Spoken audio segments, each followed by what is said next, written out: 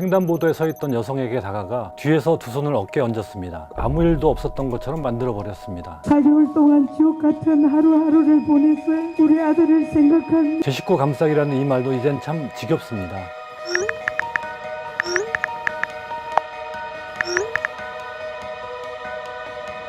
대표적인 사례가 김학의 전 법무부 차관의 별장 성접대 사건입니다. 8차례나 영장을 신청했지만 검찰이 모두 기각했습니다. 수사를 아예 막아버린 것이나 다름없습니다. 11시 이후에 추가된 비용인 55만 원을 빼야 된다. 세이프. 조사 결과를 다 지켜본 후에 적절한 입장 표명을 하도록 하겠습니다. 유감도 안 됩니까? 검찰 개혁은 검찰 스스로는 절대 안 됩니다. 또 권력기관 스스로 무슨 개혁을 할 수 있어요. 다 이해관계됩니다. 최근 5년간 검찰의 검사 관련 사건 불기소율은 99%에 이릅니다. 검찰을 개혁해야 할 이유는 아직도 차고 넘칩니다.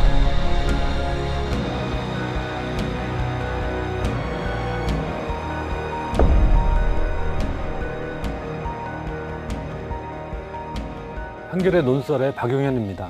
이번 주에는 검찰의 민낯을 드러내는 뉴스들이 유독 많았습니다. 검찰의 제 식구 감싸기와 관련된 것들인데요. 제 식구 감싸기라는 이 말도 이젠 참 지겹습니다. 그런데 어쩌겠습니까? 아무리 비판을 받아도 놀랍도록 되풀이되고 있으니 거듭 비판하지 않을 수 없습니다. 지난해 6월 부산의 한 밤거리에서 부장검사가 지나는 여성을 성추행한 사건이 있었습니다. 밤 11시가 넘은 시각에 횡단보도에 서 있던 여성에게 다가가 뒤에서 두 손을 어깨에 얹었습니다. 여성이 놀라 자리를 피하자 700m나 뒤쫓아갔고 햄버거 가게로 피신한 여성을 따라 들어갔습니다. 결국 신고를 받고 출동한 경찰에 현행범으로 체포됐는데요. 이런 모습들이 CCTV에 고스란히 찍혔습니다.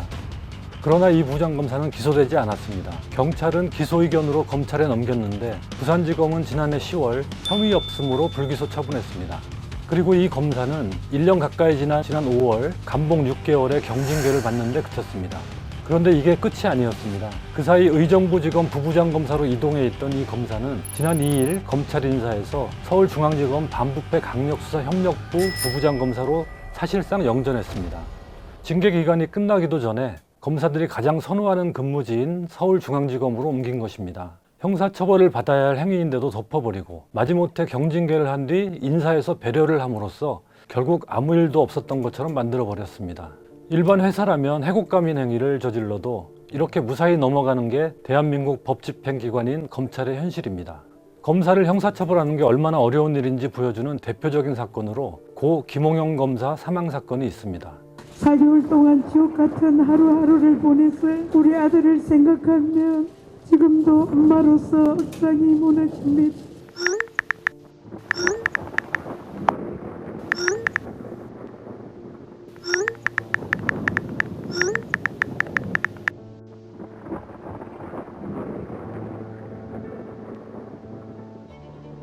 김 검사는 2016년 직속 상관의 괴롭힘을 견디다 못해 33세의 나이에 극단적 선택을 했습니다. 그러나 검찰은 직속 상관에 대한 감찰조차 미적대다가 고인의 사법연수원 동기들이 진상조사를 요구하는 행동에 나서자 마지못해 감찰을 벌였습니다. 이를 통해 직속 상관인 김대현 부장검사의 폭언, 폭행 사실이 드러났는데도 해임만 하고 형사처벌은 하지 않았습니다. 2019년 대한변호사협회가 폭행 등 혐의로 고발을 하자 겨우 수사에 착수한 검찰은 그마저도 시간을 끌다가 유족들이 직접 검찰 수사심의위 소집을 요구하고 심의위에서 기소 권고가 나오자 겨우 불구속 기소를 했습니다. 참으로 지난한 과정이었는데요. 사건 발생 5년이 지난 6일 법원에 판결이 나왔습니다. 재판부는 정의를 추구해야 할 피고인이 오히려 폭행과 폭언으로 인권을 침해했다며 징역 1년의 실형을 선고했습니다. 김홍영 검사 유족들은 법원 판결 직후 입장문을 내고 가해 부장검사가 형사처벌에 이르는데 5년이라는 시간이 걸렸다.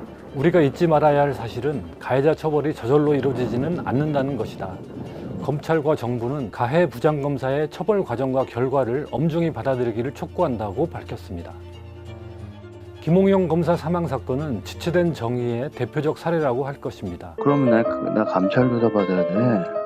진짜 그럼 다 끝이야. 몇 해 전 불거졌던 스폰서 검사 사건과 관련한 추가 의혹도 나왔습니다. 스폰서의 수사 편의를 봐주며 뇌물을 받은 혐의로 김영준 부장검사가 처벌을 받았는데요. 당시 수사에서 검찰은 김 부장검사가 검찰 출신 변호사에게 빌린 4천만 원을 뇌물에서 제외했었습니다.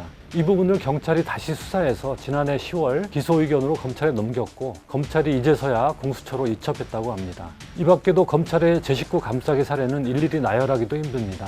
법무부 자료를 보면 최근 5년간 검찰의 검사 관련 사건 불기소율은 99%에 이릅니다. 전체 사건의 불기소율은 59%라니 현격한 차이가 납니다. 지난해 연말 온 국민의 조롱을 받았던 룸살롱 술접대 검사 99만 원 불기소 사건의 잔상이 아직 또렷한데도 또 제 식구 감싸기로 비판받을 일을 저지르고 있으니 부끄러움을 모른다고 해야 할까요? 이게 100만 원을 넘어야 청탁금지법 위반이다. 그래서 기소를 안 했다는 게 검찰 설명인데 술자리에 참석한 인원이 5명이니까 5로 나누면 107만 2천 원이 나옵니다.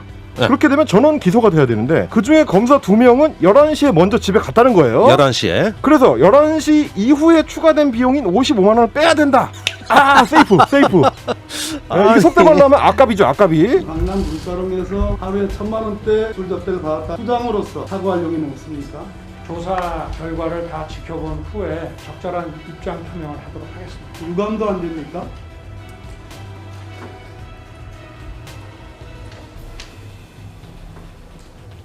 조사 결과를 지켜보고 그러나 수사 결과가 나오고 해당 검사가 기소된 뒤에도 윤 전 총장은 사퇴할 때까지 아무런 언급을 하지 않았습니다. 검찰 지휘부가 검사 비위에 대해 이렇게 미온적인 태도를 취했으니 조직 차원의 진지한 성찰이 이루어지기는 힘들어 보입니다. 사실 권력을 가진 집단에 스스로 경계하기를 기대하는 건 어렵습니다. 그래서 어느 나라에서나 권력을 쪼개고 서로 견제하게 하는 방향으로 제도를 설계하고 꾸준히 개혁을 해왔던 겁니다. 유럽연합 반부패 기구인 그레코가 검찰에 대한 독립적인 감찰기구의 필요성을 강조하는 것도 같은 맥락입니다. 검사의 비위 행위를 적발하고 처벌하는 것은 자체 지휘계통을 벗어나 독립적으로 이루어져야 한다는 것입니다. 그리고 그 과정과 결과를 투명하게 공개해야 실효성을 얻을 수 있다고 강조합니다. 미국의 경우를 보면 법무부 감찰관이 장관 휘하에 소속돼 있긴 하지만 별도로 상원의 인준을 받아 대통령이 임명하는 독립적 지위를 갖습니다. 장관도 특정 사안의 감찰을 막을 수 없습니다. 이 감찰관이 법무부 산하의 연방검찰, FBI, 마약 단속국 등 법집행기관들을 감찰하고 수사 기소까지 합니다. 그 결과는 국회에도 보고하게 돼 있습니다. 또 법무부 홈페이지에 모두 공개합니다. 수사받는 친구에게 조언을 해준 검사, 이해관계가 있는 사건 수사에 참여한 검사, 음주운전한 검사, 성추행 검사 등의 사례가 자세히 소개되어 있습니다. 언론 보도로 주목을 끈 사건 이외에는 검사가 어떤 사유로 어떤 징계를 받았는지 알기 힘든 우리의 사정과 대비됩니다. 영국 사례도 볼까요? 영국에는 검찰청이 있고 우리의 공수처와 비슷한 중대범죄수사청이 있습니다. 그런데 이들을 감시하는 검찰감찰청이라는 별도의 기관을 또 두고 있습니다. 일상적으로 사건의 처리가 적절한지, 또 피해자 증인들의 평가는 어떤지, 인권 침해가 있었는지 등을 조사하고 그 결과와 함께 권고사항을 공표합니다. 우리나라도 검사의 범죄를 수사하는 공수처 신설과 경찰의 수사 자율권을 확대하는 검경 수사권 조정 등으로 제도 개혁이 조금씩 이루어지고 있습니다. 관련해서 얼마 전 의미 있는 장면이 있었습니다. 경찰이 지난달 23일 서울 남부지검 한 부장검사 사무실을 압수수색한 것입니다. 요즘 세간의 이목을 끌고 있는 가짜 수산업자의 전방위 금품 로비 게이트와 관련해 이 부장검사의 금품 수수 혐의를 잡고 압수수색을 했습니다. 전에는 보기 힘들었던 풍경입니다. 압수수색 영장을 포함한 모든 영장 청구는 검사의 전속적 권한이어서 그만큼 오남용도 많았습니다. 특히 경찰이 검사나 그 친인척의 비리를 수사할 때 각종 영장이 검찰 단계에서 막히는 사례가 비일비재했습니다. 2010년부터 2019년까지 10년 동안 경찰이 전현직 검찰 공무원 범죄와 관련해 영장을 신청한 55건 가운데 검찰을 통과한 것은 10건에 불과하다는 통계도 있습니다. 특히 체포 구속영장은 9건 모두 검찰에 가로막혔고 검찰 청사에 대한 압수수색 영장도 모두 불허됐습니다. 헌법이 독점적으로 부여한 검사의 영장 청구권을 제 식구 감싸기에 적극 이용했던 것입니다. 대표적인 사례가 김학의 전 법무부 차관의 별장 성접대 사건입니다. 경찰이 통신영장 4차례, 체포영장 2차례, 압수영장 1차례, 금융영장 1차례 등 8차례나 영장을 신청했지만 검찰이 모두 기각했습니다. 수사를 아예 막아버린 것이나 다름없습니다. 그래놓고 검찰은 증거 부족이라며 불기소 처분했습니다. 지난번 논설에서 윤석열 전 검찰총장 관련 의혹으로 자세히 다룬 윤호진 용산 세무서장 뇌물 의혹 사건도 경찰 수사 과정에서 7차례 압수수색 영장 신청 중 6번이 검찰에서 기각됐습니다. 별 의미 없는 첫 번째 영장만 통과시키고 사건의 실체에 접근할 수 있는 나머지 영장은 모두 막아버린 것입니다. 제도적 변화를 통해 이런 일들이 다시는 가능하지 않도록 해야 할 텐데 문제는 여전히 검찰입니다. 공수처의 검사 비위 수사를 어떻게든 회방하려는 시도가 이어지고 있기 때문입니다. 공수처법은 검찰이 검사의 범죄 혐의를 발견한 경우 공수처로 넘기도록 규정하고 있습니다. 그런데 검찰은 이 발견의 의미를 자체 수사를 통해 범죄 혐의가 있음을 확인한 때라고 자의적으로 해석하고 있습니다. 종전처럼 자체적으로 수사에 혐의가 없다고 판단하면 공수처로 넘기지 않고 그냥 덮겠다는 것입니다. 이전과 달라지는 게 없는 셈입니다. 이는 검사 비위를 공수처가 우선 수사할 수 있게 하는 공수처법의 취지를 정면으로 거스르는 것입니다. 거듭 말씀드리지만 권력을 가진 집단에 스스로 경계하기를 기대하는 건 어렵습니다. 공수처법의 해석을 검찰에 맡겨서는 안 됩니다. 법을 고쳐서 해석의 여지를 남겨두지 말아야 합니다. 이렇게 국민이 부여한 권한을 국민을 위해 쓰지 않고 검찰 자신을 위해 쓰는 악습은 여전합니다.